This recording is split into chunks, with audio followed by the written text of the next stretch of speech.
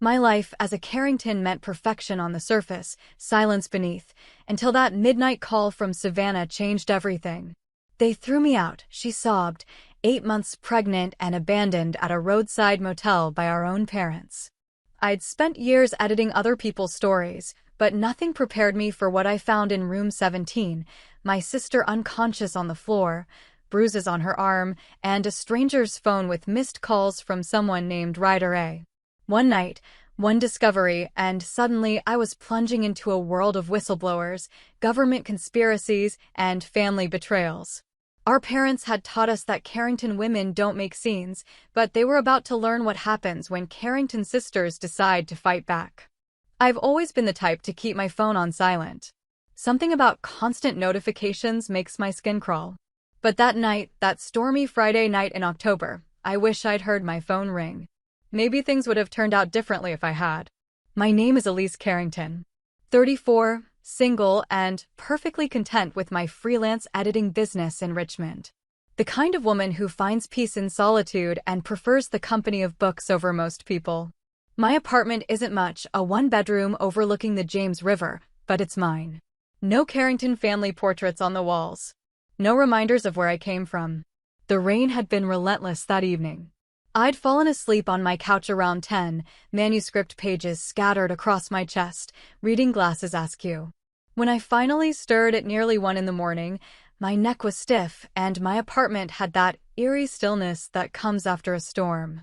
That's when I saw it. The blinking notification. One voicemail. Savannah. My baby sister. 8 years younger, infinitely softer. Where I'd grown thorns to survive our childhood, Savannah had somehow managed to keep her gentle spirit intact. Even now, at 26, she had this dreamy quality about her, the kind of person who still believed in fairy tales despite growing up in our house of ice. I can still see her at 8 years old, hiding in my bedroom closet when our mother's dinner parties ran late. She'd curl up with her stuffed rabbit while I read her stories until she fell asleep. "Promise you'll always protect me, Ellie," she'd whisper. And I always promised. Always. Our parents, Ruth and Edwin Carrington, were Richmond royalty. Father was a former state senator, mother the perfect political wife turned society matriarch. Their estate in the West End sprawled across 3 acres, manicured gardens, marble fountains, rooms we weren't allowed to enter without permission. A house for show, not for living. There were rules for everything growing up. How to sit, how to speak, when to smile. Our mother's favorite phrase, Carrington women don't raise their voices. Don't wear their hearts on their sleeves. Don't embarrass the family. I hit play on Savannah's voicemail, expecting her usual cheerful update about wedding plans. What I heard instead turned my blood cold. Elise. Her voice was broken, barely audible through sobs. "They threw me out. I didn't know where else to go. I'm at the Pinewood Motel off Highway 64. Room 17. I'm scared, Elise. Please." The message cut off. I immediately tried calling back. No answer. I tried 3 more times, my hands shaking as I paced my living room. Straight to voicemail. This had to be some kind of mistake. Our parents were cold, but surely they wouldn't. I called the main house. Despite the hour, my mother answered on the second ring. Her voice was crisp, awake. As if she'd been waiting. "Elizabeth." She never called me Elise. "I assumed you'd call. What happened to Savannah?" My voice was tight, controlled. Years of practice. "Your sister made her choices." The familiar chill in her tone. "We simply enforced consequences." "What choices, Mother?" "She's engaged. She's starting a life with Dean." A pause. "Was engaged. That young man disappeared 2 weeks ago, didn't he?" Rather convenient timing, I'd say. My grip tightened on the phone. "What are you talking about?" "Your sister is 8 months pregnant, Elizabeth. Unmarried. The Andrews family has already withdrawn from the merger with your father's company. The damage is extensive." I couldn't process what I was hearing. "You threw your pregnant daughter out in a storm because of a business deal?" "We gave her options." My mother's voice was eerily calm. "She refused them." "What options?" I demanded. "That's between Savannah and us. Your father and I had no choice after what she did. She's your daughter." I shouted. "And you're being hysterical." Call when you've composed yourself." The line went dead. I stood there, phone in hand, rage building in my chest. The familiar feeling of helplessness threatened to overwhelm me, but this time was different. This time Savannah needed me. Within 15 minutes, I had thrown clothes into a duffel bag, grabbed my emergency cash, and was heading down to my car. The rain had started again, heavier now. The highways would be treacherous, but I didn't care. All I could think about was Savannah, alone and frightened, carrying a child. The Pinewood Motel was about an hour outside Richmond, a relic from the 1960s that had somehow survived the interstate expansions. The kind of place that charged by the week and didn't ask questions. It was nearly 3 in the morning when I pulled into the cracked parking lot, windshield wipers fighting a losing battle against the downpour. Room 17 was at the far end of the L-shaped building.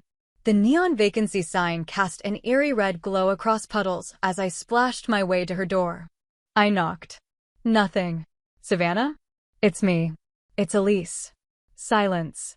I knocked harder, calling her name.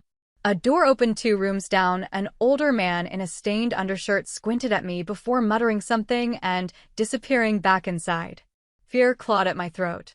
I ran to the office, pounding on the glass until a sleepy-eyed clerk appeared. "My sister's in room 17. She's not answering. She's pregnant. Please, I need you to open the door." He hesitated, eyeing my soaked clothes, my wild eyes. "Please," I begged. "I think something's wrong." Whether it was genuine concern or just wanting to get back to sleep, he grabbed a master key and followed me through the rain. The key stuck in the lock, and for a moment I thought it wouldn't open. Then the door swung inward. The room was dim, lit only by the bathroom light. The air smelled of cheap cleaning products and something else, something medicinal. Savannah. That's when I saw her. My sister was lying on the worn carpet between the bed and the wall. Her golden hair was spread around her head like a halo, her face ghostly pale. One arm was flung outward, angry purple bruises visible even in the dim light. Her other hand rested protectively over her swollen belly. "Call an ambulance," I screamed, dropping to my knees beside her. She was breathing, but barely conscious. Her eyelids fluttered as I cradled her head. "Ellie," she whispered. "I knew you'd come." As the motel clerk fumbled with his phone, something caught my attention. A buzzing sound. A phone on the nightstand, not Savannah's pink-cased iPhone, but a black, nondescript model I'd never seen before. I reached for it, checking if it might be Dean's. The screen was locked, but I could see the notification. Multiple missed calls from a contact labeled only as Writer A. I stared at the phone, then back at my sister's bruised arm, her ashen face. What had happened here? And whose phone was this? Something told me our parents' dismissal of Dean's disappearance wasn't a coincidence. Nothing ever was with the Carringtons. As sirens wailed in the distance, I made a silent promise to Savannah and her unborn child. This time, I wouldn't just protect them. This time, I'd fight back. The ambulance lights painted the motel walls in pulses of red and white as paramedics rushed to attend to Savannah. I held her hand the entire ride to the hospital, watching her chest rise and fall with shallow breaths. Her engagement ring caught the light, a modest diamond that our mother had once called disappointingly practical. Now it hung loose on her finger. "BP's low but stable," one paramedic said. "How far along is she?" "About 8 months," I answered, not taking my eyes off Savannah's face. Is the baby okay?" He pressed a stethoscope to her belly. "Fetal heartbeat is strong. Let's get her to the hospital." Richmond Memorial was quiet at 4 in the morning. The emergency room doctor, a woman with kind eyes and a no-nonsense manner, diagnosed Savannah with mild dehydration and stress-induced syncope. "We'll keep her overnight for observation, but she should be fine." "The baby too." Relief washed over me, followed immediately by rage. I couldn't stop thinking about our parents throwing her out, about those bruises on her arm that the doctor had gently documented with photographs, about the mystery phone that now sat heavy in my jacket pocket. Once Savannah was settled in a room, for fluids dripping steadily, I made a decision. I squeezed her hand, whispering I'll be back soon, and drove straight to my parents' house. The Carrington estate was already stirring when I arrived. Lights blazed from the kitchen where Marta, the housekeeper who'd been with my parents for 20 years, would be preparing my father's precise breakfast: 2 soft-boiled eggs, whole grain toast, black coffee. I didn't ring the bell. My old key still worked. My mother was in the sunroom, reading glasses perched on her nose, reviewing some charity gala seating chart. She looked up when I entered, her expression shifting from surprise to careful neutrality. "Elizabeth, it's barely 6. To what do we owe this dramatic entrance?" "Savannah's in the hospital." I kept my voice flat. "In case you were wondering." Something flickered in her eyes: concern? Fear? But it vanished so quickly I might have imagined it. "Is she all right?" "No, thanks to you." I stepped closer. "What really happened, Mother? Why does she have bruises? Who was with her at that motel?" "I'm sure I don't know what you're implying." She removed her glasses, folding them carefully. "Your sister was distraught when she left. Perhaps she fell." Don't you dare." My voice shook. "You threw your pregnant daughter out in the middle of the night. Why? Because she embarrassed you? Because some business deal fell through?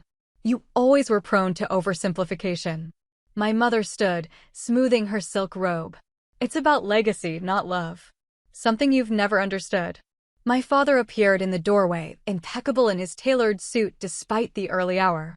His silver hair was perfectly combed, but his eyes, usually sharp with authority, avoided mine. "Ruth," he said quietly, "we should speak privately." I blocked his path. "No. No more secrets, Father. Savannah could have lost her baby last night. Your grandchild." Something in his face changed, a crack in the perfect Carrington facade. But my mother moved between us. "Your sister made choices that endangered this family," she said. "When Dean disappeared, we offered her options. She refused them." "What options?" I demanded. "A private facility in Vermont," my father finally spoke. Discreet. "The child would have been placed with a suitable family. Savannah could have returned afterward, resumed her life. Started fresh."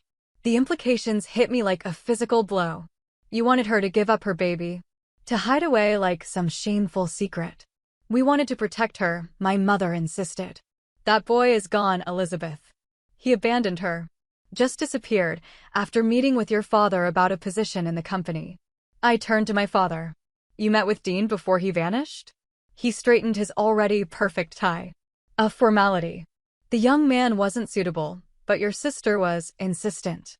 And now he's conveniently gone." I stepped closer, searching his face. "What did you do?" "That's enough." My mother's voice could have frozen flame. "If you've come here to hurl accusations, you can leave. We've done what's best for this family, as we always have." I laughed, a harsh, bitter sound. "This family? You mean your reputation, your social standing, your precious legacy." I turned to leave, then paused at the door. "Savannah and her baby are my family now.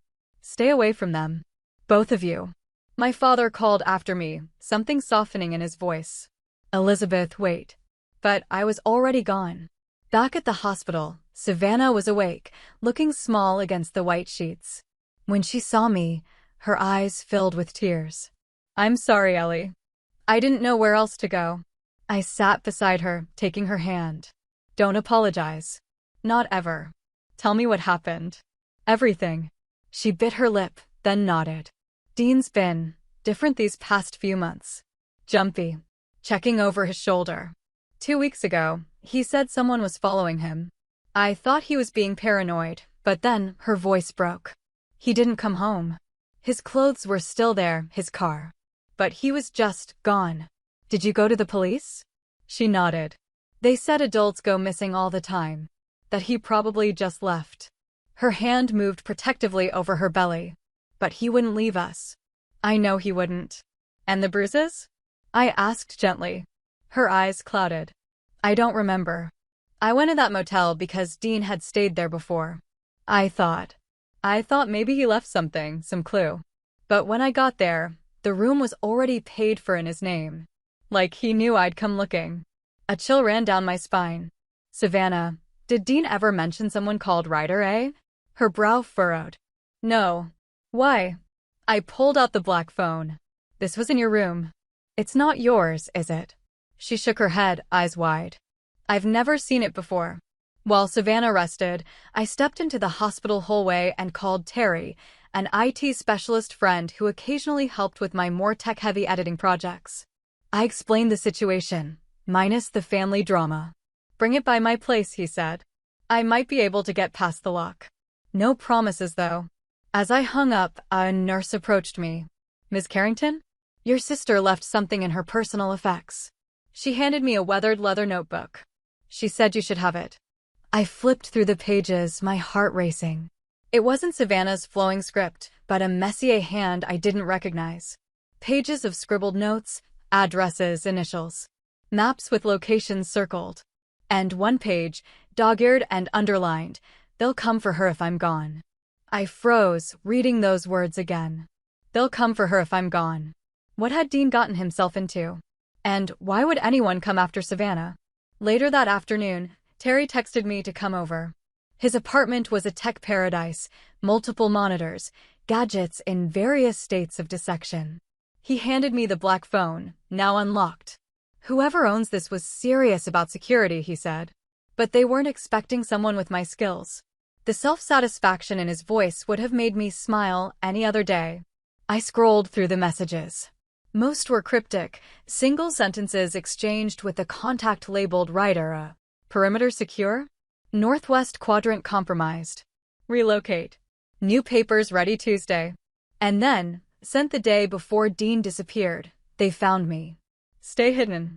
Protect her. Terry watched me, eyes curious behind his glasses.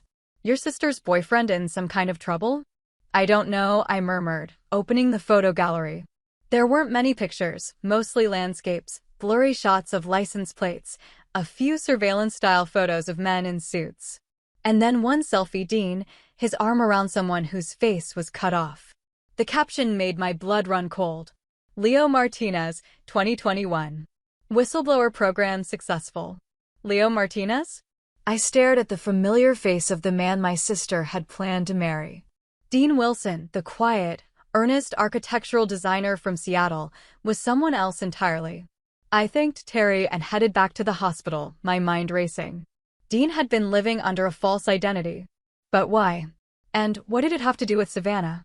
When I reached her room, I hesitated before showing her the photo. Her face crumpled in confusion. Leo Martinez? I don't understand. That's Dean. That's the father of my baby. Savannah, I said gently, I think Dean was hiding from something. Or someone. Did he ever mention a whistleblower program? Anything about his past? She shook her head, tears welling. He said he was from Seattle. That his parents died in a car accident when he was in college. That he wanted to start fresh in Virginia. Her hand trembled. Was it all lies? Everything. I sat beside her, squeezing her hand. I don't think so. I think he was protecting you. Look at this. I showed her the notebook page. They'll come for her if I'm gone. I think he cared about you, about both of you, enough to hide whatever this is. As Savannah drifted off to sleep, exhausted from the revelations, my phone buzzed with a text from an unknown number. Leave the past alone. Or she'll pay the price. I stared at the message, fear and determination warring inside me. Whoever sent this didn't know the Carrington sisters very well. We'd been paying prices our whole lives. The morning light filtered through the hospital blinds, casting zebra stripes across Savannah's sleeping form. I'd spent the night in the visitor's chair, my neck stiff, the mysterious phone and notebook spread across my lap. The anonymous threat still glowed on my own phone screen. I'd tried tracing the number, but it led nowhere, a burner phone, most likely. While Savannah slept, I did what I do best, research. My laptop balanced precariously on the windowsill as I typed Leo Martinez whistleblower into the search bar. The results made my heart race. Leo Martinez, former defense contractor with Velker Dynamics.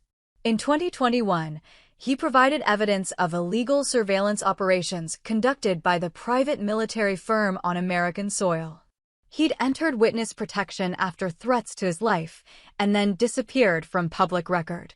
He'd disappeared until he became Dean Wilson and fell in love with my sister. I glanced at Savannah, her hand protectively curved over her belly even in sleep. Had she ever known? Had she fallen in love with a ghost? The doctor came in to check Savannah's vitals, confirming both she and the baby were stable. We'd like to keep her another night for observation, she said. Make sure the stress levels don't trigger early labor. I nodded, grateful. It would give me time. Opening the notebook again, I studied the addresses Dean had scribbled down. 3 locations in rural Virginia, all within a few hours' drive. Cabins? Safe houses? I needed to find out. Savannah stirred, her eyes finding mine. You're still here. Always, I promised. How are you feeling? Like my whole life was a lie. Her voice was small, but there was a new hardness there, a Carrington edge I'd never heard from her before. I need to know the truth, Ellie. About Dean or Leo or whoever he is. I showed her what I'd found online. She absorbed it silently, one hand absently stroking her belly. So he was hiding, she finally said. But from what? The article says the case was settled. The company was sanctioned. Maybe there's more to it. I pointed to the notebook. These addresses, I think they might be places he stayed. Safe houses. Her eyes widened. You think he might be at one of them? I didn't want to give her false hope, but I couldn't lie. I don't know. But it's somewhere to start. Savannah tried to swing her legs over the bed. I'm coming with you. No. I gently pushed her back. You need to rest. Think of the baby. But I promise I'll tell you everything I find. I squeezed her hand. Trust me, Vanna. Like when we were kids. That nickname, one I hadn't used in years, made her eyes well with tears. She nodded. Take the notebook, she whispered. And be careful, Ellie. If someone's after Dean, they might come after you too. I kissed her forehead, tucking the notebook and the black phone into my bag. At the door, I turned back. If Mom and Dad try to visit, I'll tell them to go to hell, she said with surprising firmness. In the politest Carrington way, of course. I couldn't help but smile. That's my girl. The first address led me to a dilapidated hunting cabin near the Blue Ridge Mountains. The dirt road was barely visible, overgrown with weeds and fallen branches. I parked my car a quarter-mile away and approached on foot, every sense alert. The cabin looked abandoned at first glance, windows dusty, porch sagging. But when I circled around back, I noticed fresh tire tracks in the mud. Someone had been here recently. The back door was locked but yielded easily to my credit card, a trick I'd learned in college, not that I'd ever admitted that to my law-abiding parents. Inside, the cabin was sparse but clean. No dust on the surfaces. A generator in the corner. Canned food in the cupboards. And on the kitchen table, a map marked with the same locations from the notebook, plus several others. Someone had been tracking movements, safe houses maybe? Drop points? I took photos of everything with my phone, then searched the small bedroom. The closet held men's clothes roughly Dean's size. In the nightstand drawer, I found an empty gun holster and a stack of burner phones, still in their packaging. Whatever Dean was involved in, it wasn't small. As I was about to leave, something caught my eye, a loose floorboard beneath the bed. I pried it up to find a waterproof case containing a laptop and several flash drives. I was contemplating whether to take them when my phone buzzed. Unknown number. Get out. Now.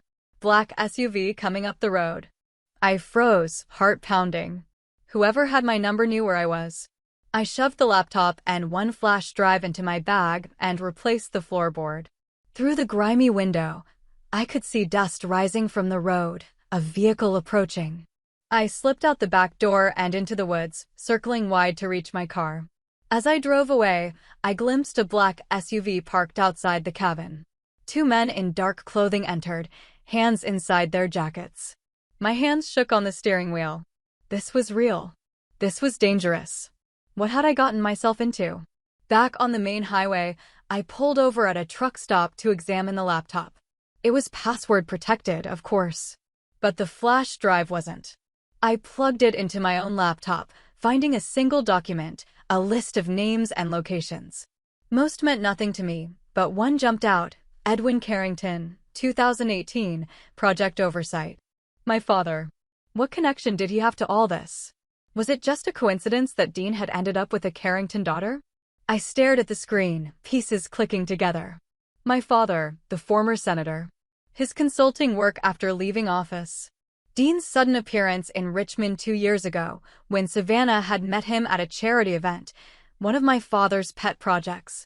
My phone buzzed again with another text from the unknown number. Call this number when you're alone. Ask for Writer A. I drove for another hour, making sure I wasn't followed, before pulling into an empty rest stop. With trembling fingers, I dialed. A woman answered on the first ring. You shouldn't be involved in this. Her voice was clipped, professional. Where did you find the phone? Pinewood Motel, room 17, I said. Are you Maya Voss? A sharp intake of breath. How do you know that name? I don't. It was a guess. A bluff, based on nothing but instinct. But you're Writer A, aren't you? Dean's handler. Silence, then, meet me. Northside Coffee Shop. 2 hours. She hung up. The coffee shop was busy enough to provide cover, but quiet enough for conversation. I spotted her immediately, a woman in her 40s with sharp eyes and the careful posture of someone accustomed to watching her back. She wore a faded denim jacket and no makeup, her dark hair pulled into a simple ponytail. She didn't smile as I sat across from her. You're either very brave or very stupid, Elise Carrington. Probably both, I admitted. You know who I am. I know everything about you. About your family. Her gaze was clinical. Including the fact that your father consulted for Velker Dynamics from 2017 to 2019. I kept my expression neutral, though my heart hammered. What does that have to do with Dean with Leo? Leo Martinez blew the whistle on Velker's domestic surveillance program. Your father was on the oversight committee that should have caught it. She stirred her coffee. When Leo entered witness protection, he was supposed to disappear completely. New name, new state, new life. But he came to Virginia instead, I said. Why? Because he's a damn fool. Anger flashed in her eyes. He thought he found something bigger. Something that implicated people higher up than just Velker. He went off-grid against my explicit instructions. She leaned forward. And then he fell in love with a Carrington. Of all the people in the world. You think it wasn't a coincidence? Do you? She countered. I thought about it. About the careful way my father had avoided my eyes when I confronted him. About my mother's cold dismissal of Dean's disappearance. No, I finally said. I don't. Maya nodded. Leo is in danger. And now, so is your sister.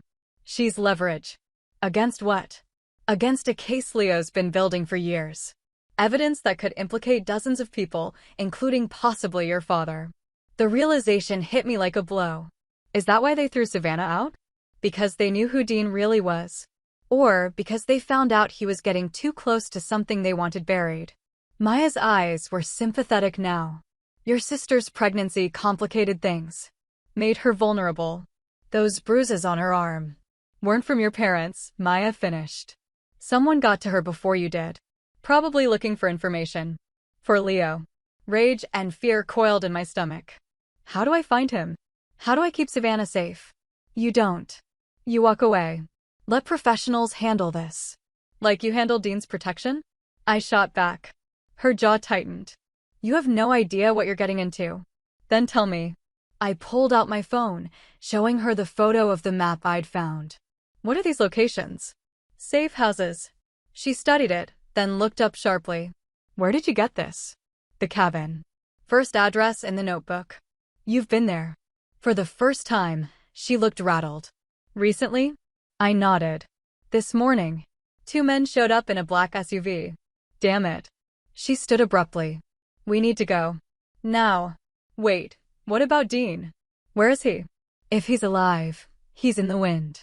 She grabbed her jacket. Check your email. The account on that phone. There's a message in the drafts folder. If anything happens to me, check the ivory box. What's the ivory box? I don't know. But whatever Leo found, whatever he was hiding from, it's big enough that people are willing to kill for it. She headed for the door, then paused. Be careful who you trust, Elise. Even family. After she left, I sat there, mind racing. The ivory box. What could it be? And where? Then it hit me, the motel room. I hadn't searched it thoroughly. I drove back to the Pinewood Motel, my heart pounding. The same clerk was working, recognition dawning on his tired face. "Your sister okay?" he asked. "She will be," I said. "I need to check her room again." "Room 17. He hesitated, then handed me a key. "Still vacant. Haven't had time to clean it yet." The room looked exactly as it had when we'd found Savannah, bed unmade, her small overnight bag still beside it.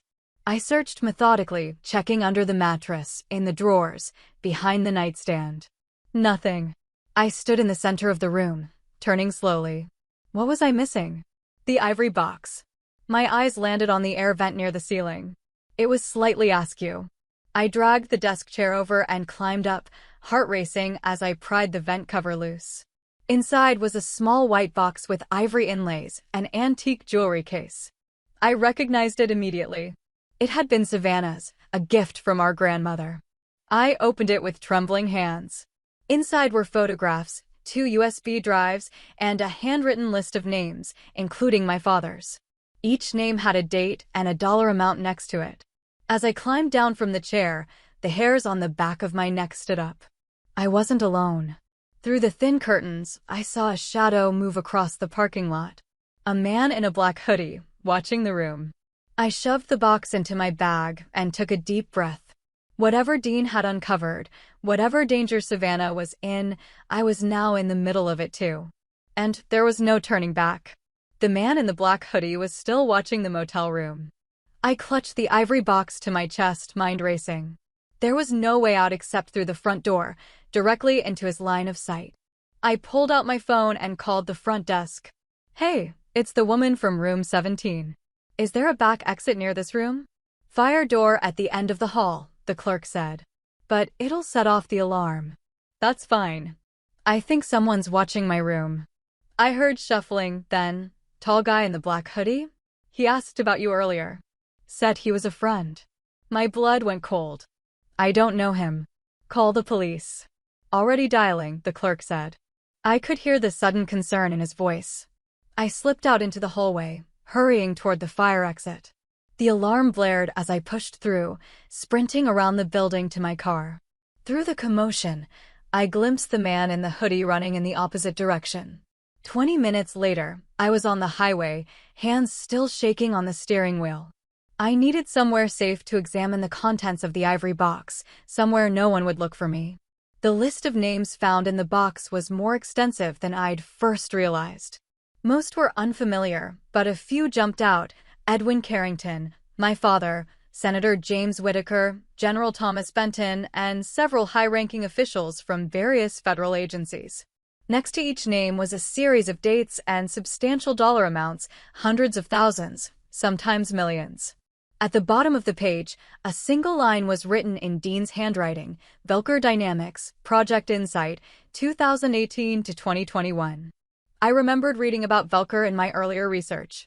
They were a private military firm blacklisted after a federal scandal, the very scandal Leo Martinez had blown the whistle on.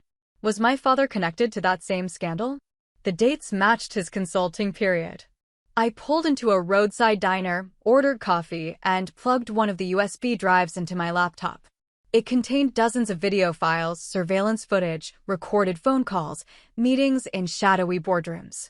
In one, I clearly saw my father shaking hands with a man identified in the file name as Kellner_CEO_Velker. I watched with growing horror as the conversation unfolded. They discussed domestic intelligence gathering and preemptive citizen monitoring. My father nodded along, offering suggestions about legislative protection and oversight workarounds. My phone buzzed with a text from Savannah. "Where are you?" "Hospital, releasing me tomorrow morning." I couldn't bring her into this, not yet. Not when I didn't understand what we were dealing with. I texted back, "Working on something. We'll pick you up tomorrow. Rest." Then I booked a remote Airbnb under a false name, using cash. If someone was tracking me, I needed to disappear, just for a little while, until I could make sense of everything. The Airbnb was a small cabin about an hour outside Richmond, secluded enough to feel safe, but close enough to civilization that I wouldn't feel completely isolated. I spent the night reviewing the files Dean had collected, the picture becoming clearer with each document. Velker had been contracted to develop surveillance technology for military use overseas, but they'd secretly deployed it domestically as well, monitoring private citizens, gathering data without warrants. When Leo Martinez discovered this, he went public, triggering a federal investigation. The company was sanctioned, executives resigned, case closed. Except it wasn't closed for Dean.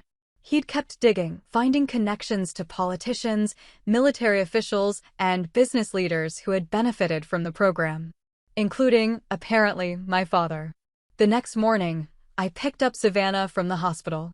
She looked better, some color had returned to her cheeks, and the bruises on her arm were fading to a sickly yellow. "You found something," she said immediately, searching my face. "I can tell." I nodded, helping her into my car. "It's complicated. And not safe to talk about here." On the drive to the Airbnb, I filled her in on the basics: Dean's real identity, the whistleblowing, Velker dynamics. I left out our father's involvement for now. She was already dealing with enough.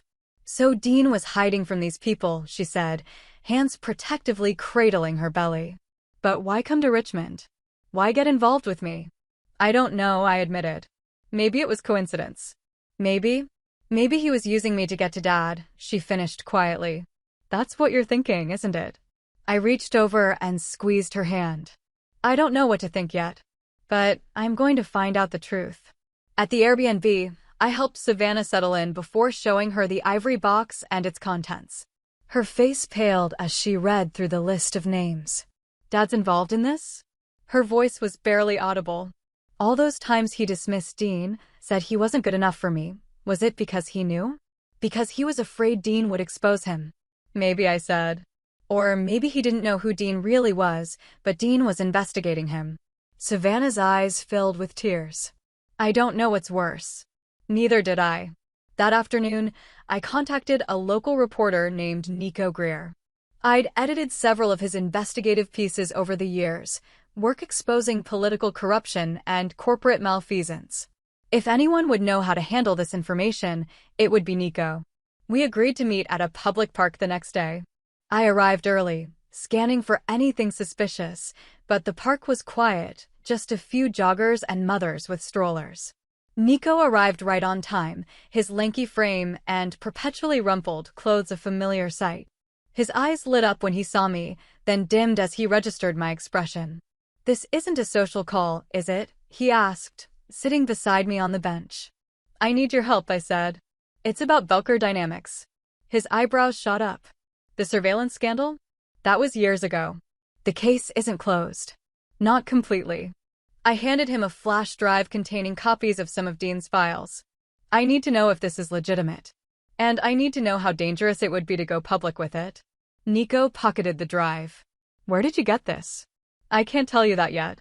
But it might be connected to a missing person. Someone important to my family." He studied me for a long moment. "This is serious, isn't it?" "Deadly serious," I said. "People are already being hurt." "I'll look into it," he promised. "Give me a couple of days." Those couple of days stretched into an anxious waiting game. Savannah and I stayed at the Airbnb, jumping at every sound outside. I disabled location services on our phones and paid for everything in cash. On the third day, my mother called. I almost didn't answer, but something instinct, maybe, made me pick up. "Elizabeth." Her voice was tense, lacking its usual cool control. "Where are you?" "Where's Savannah?" "Safe," I said. "Away from you and Father. You need to come home. Both of you. Immediately." I laughed bitterly. "After what you did? Throwing out your pregnant daughter? Trying to force her to give up her baby?" "You don't understand," she said, and for the first time in my life, I heard fear in my mother's voice. "There are things happening, things your father never meant to be part of." "What things, Mother?" "I can't explain over the phone." "Please, Elizabeth. Bring Savannah home where we can protect her. Like you protected her before?" I demanded. "That was..." She hesitated. "A mistake. We thought we were keeping her safe from Dean, from whoever he really is." "So you did know," I said quietly. "Not everything, but enough to be concerned." She lowered her voice. "Your father received threats. After that boy disappeared. We thought if Savannah wasn't connected to us, she'd be safer. It was such a twisted Carrington logic that I almost believed her. Almost. We'll talk when I'm ready, I said finally. Not before. I hung up as Nico's number flashed on my screen. Elise, he sounded breathless. This is big. Really big. We need to meet. We arranged to meet at his office that evening. I left Savannah at the Airbnb, promising to be back within a few hours. Nico's small office was in a converted warehouse downtown, the kind of place where startups and freelancers rented space. I took the freight elevator to the 3rd floor, knocking on his door with our old pattern. 2 quick, 1 slow. No answer. I knocked again, louder this time. Still nothing. The door was unlocked. I pushed it open slowly, calling Nico's name. The office was dark except for the glow of a computer screen. Papers were scattered everywhere, drawers pulled open, furniture overturned. My heart raced as I moved carefully through the destruction. Nico? A groan came from behind the desk.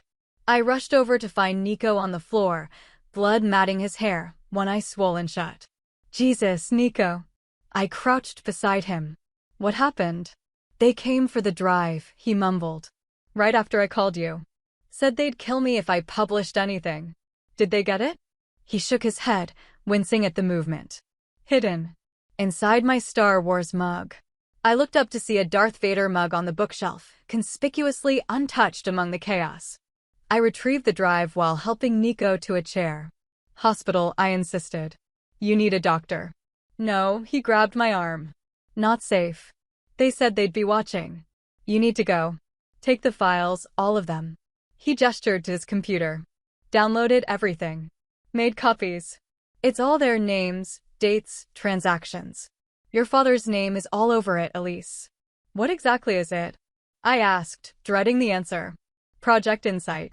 It wasn't just domestic surveillance. It was targeted blackmail. They gathered data on politicians, judges, business leaders, anyone with power or influence. Used it to control votes, decisions, contracts. His eyes were fierce despite his injuries. Your father wasn't just consulting. He was coordinating between Belker and the targets. The room seemed to tilt around me. Why? Why would he be involved in something like this? Money. Power. The usual. Nico grimaced. But there's more. Dean or Leo, whatever his name is, he found evidence the program never really shut down. It just went deeper underground. New company, new name. Same people running it. And now they're after him. And Savannah. And you, Nico said grimly. You need to be careful.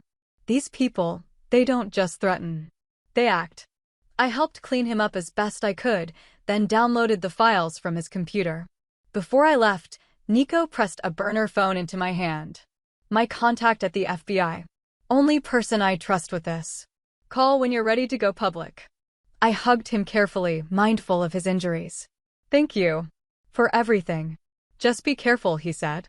And tell one hell of a story when this is over. When I returned to the Airbnb, I found the door slightly ajar. My heart stopped. Savannah. I called, pushing the door open wider. The living room was empty, but I could hear muffled sounds from the bedroom. I grabbed a knife from the kitchen and moved quietly down the hall. The bedroom door was closed. I took a deep breath and flung it open. Savannah was huddled in the closet, her face streaked with tears. She'd wedged herself behind the hanging clothes, one hand over her mouth to muffle her sobs. Savannah. What happened? Someone was here, she whispered. They broke in while I was in the bathroom. I heard them searching the living room, so I hid. I helped her out of the closet, checking her for injuries. Did you see who it was? She shook her head. But they left something. She pointed to the bed. On the rumpled comforter lay a photograph. Dean or Leo, sitting at an outdoor cafe, unaware of the camera. The picture had been taken recently. He had the same haircut he'd had when he disappeared. On the back, someone had written coordinates and today's date. He's alive, Savannah breathed. Elise, he's alive. I stared at the photo, hope and suspicion warring within me.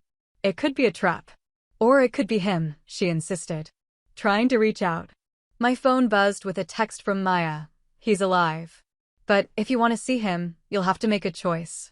The coordinates led to a remote cabin in West Virginia, a 5-hour drive from Richmond. Maya had sent additional instructions: come alone, no phones, arrive after dark. It's too dangerous, I told Savannah. You can't come. Think of the baby. It's my fiancé Elise. The father of my child. Her eyes were steady, determined. I'm coming. I knew that look. It was the same one I saw in the mirror when I'd made up my mind. The Carrington women might be taught to keep quiet, but once we found our voices, nothing could silence us again. Fine, I relented.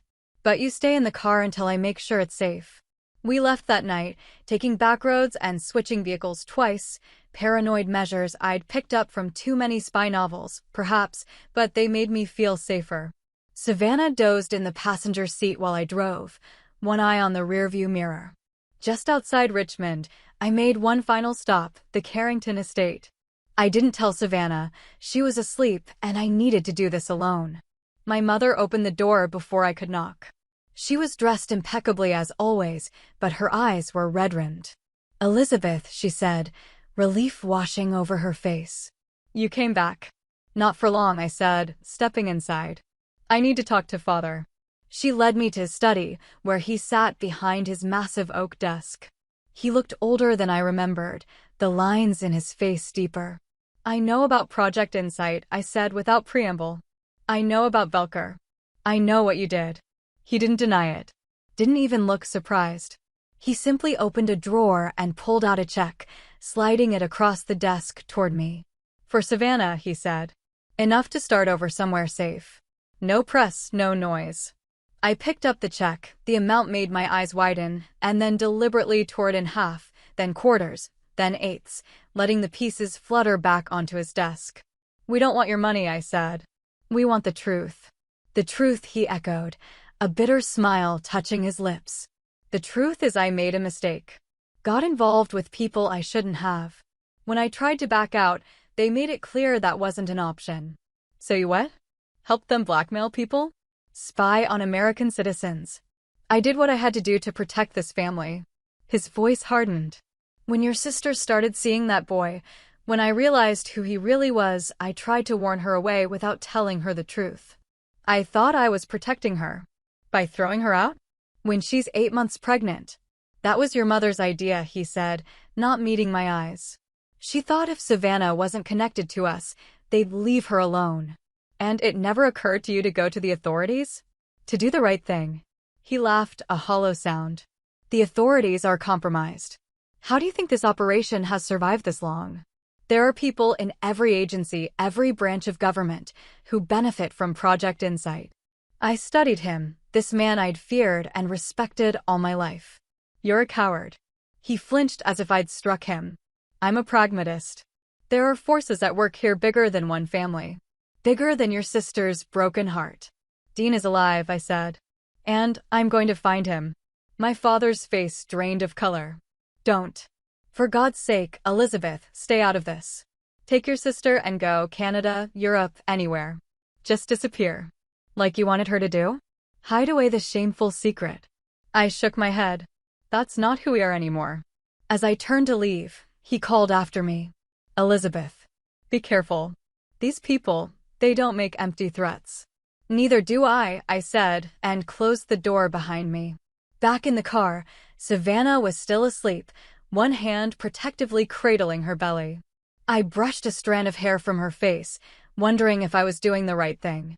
Taking her into potential danger seemed reckless, but leaving her behind might be worse. We reached the coordinates shortly after midnight. The cabin was set deep in the woods, only a narrow dirt track leading to it. No lights were visible from the outside. I parked a short distance away, turning to Savannah. Stay here. Lock the doors. If I'm not back in 15 minutes, drive away. There's a burner phone in the glove compartment with Nico's FBI contact programmed in. Elise. Promise me. She nodded reluctantly. Be careful. I approached the cabin cautiously, every sense alert. When I reached the door, I knocked 3 short taps, like Maya had instructed. The door opened slowly to reveal a tall, bearded man holding a shotgun. Not Dean. Not Maya. Hands where I can see them, he said quietly. I raised my hands. I'm looking for Dean Wilson. Or Leo Martinez. Maya Voss sent me. The man studied me for a long moment, then stepped aside. Inside. Quickly. The cabin was sparsely furnished but clean. A fire burned in the stone hearth, casting long shadows. At a table in the corner sat Maya, her expression grim. And beside her, Dean, I breathed. He looked different, thinner, with a beard and longer hair. A bandage wrapped his left forearm, and he moved stiffly as he stood. Elise. His voice was the same, though. Where's Savannah? Is she safe? She's in the car, I said. She's fine. The baby, too. Relief flooded his face. Then he turned to the bearded man. Rami, bring her in. Carefully. Rami nodded and slipped outside. What happened to you? I asked Dean. He gestured to his injuries.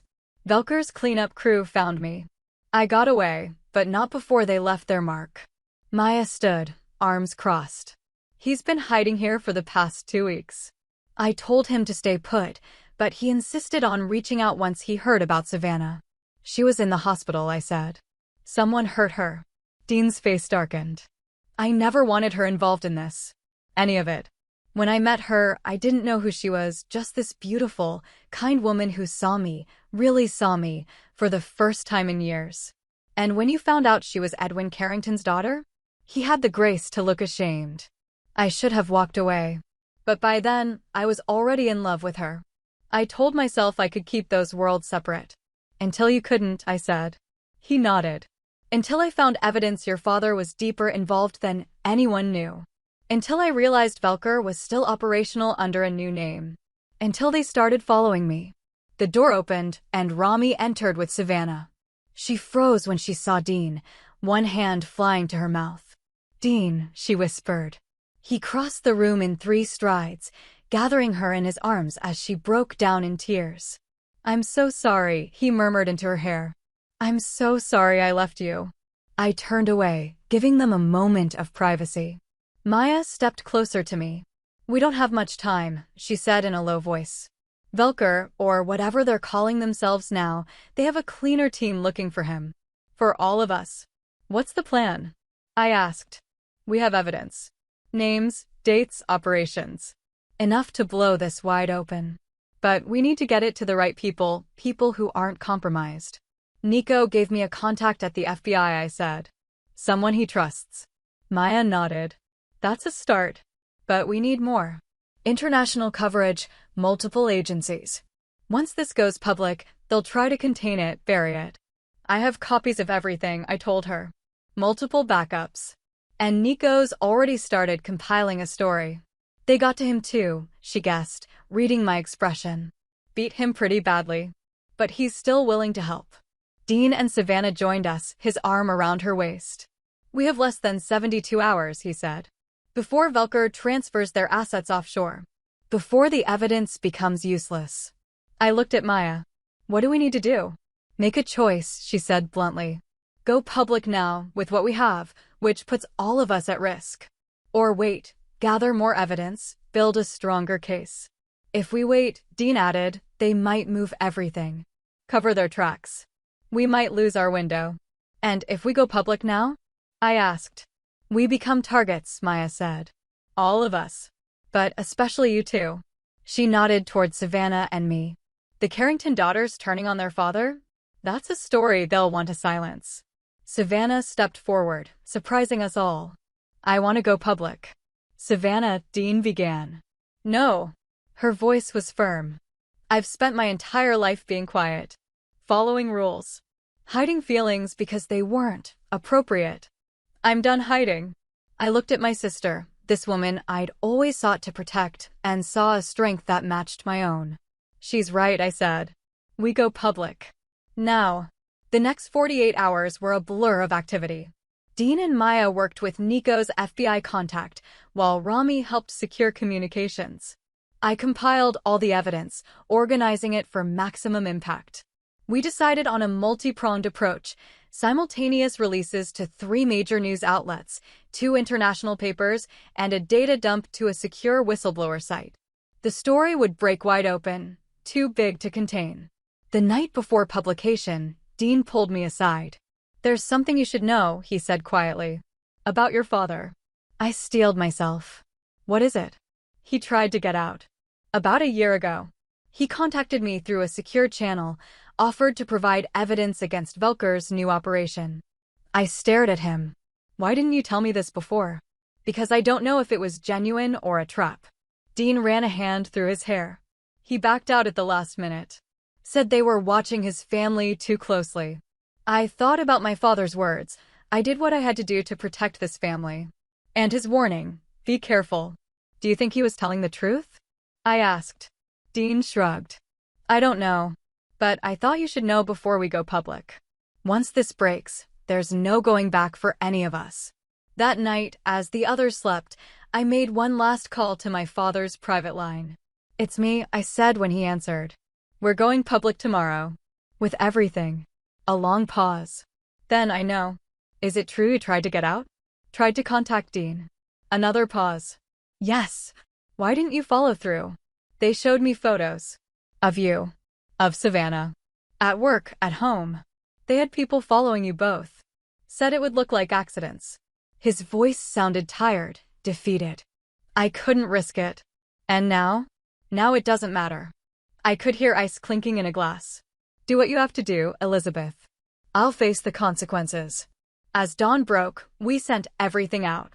Names were leaked. Evidence published.